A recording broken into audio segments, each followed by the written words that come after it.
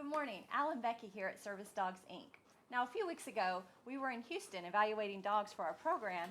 We turned off a very busy intersection, and right in the middle of the road, we were alarmed to find this beautiful lab running straight towards the interstate. So I jumped out, I was able to coax him over to me, and we got him in the van. But it really got both of our adrenaline running, and it inspired us to talk to you today about what to do if you find a stray dog. Now, the first thing you want to do is make sure you're safe, because a lot of times this happens in a busy intersection, just like with Patton. So you also want to be careful about approaching the dog. If the dog is scared, you don't want to get yourself bit. Now, the next thing you're going to be looking for is you may need to coax the dog to you. A lot of people will try running after the dog and corralling him up. Well, this is going to get the dog to run away.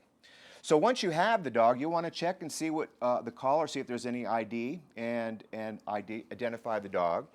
And then the next thing you're going to want to do is you're probably going to have a dog that's a bit stressed. So try to find a calm, relaxed location. Give him a little bit of water. And if you do take your dog home that you've just found, be careful about mixing him with your other pets just until you find out whether the dog is healthy or not. That's right. And once you've got the dog relaxed, the first thing you want to do is to place a found dog ad on Craigslist.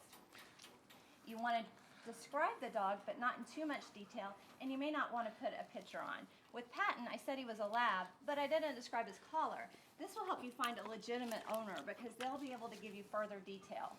You also want to make sure that you have the dog scanned for a microchip. We did this with Patton, and he didn't have one, but you can take him to the vet or also to an animal shelter to have your dog scanned.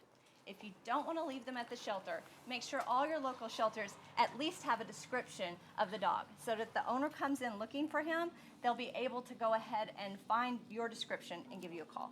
Now, we tried all these strategies, but we never found Patton's owner. But luckily for Patton, he looks like he's got the potential to be a service dog, and he's entered our training program. Lucky you, Patton. For more on this, please see us on kxan.com.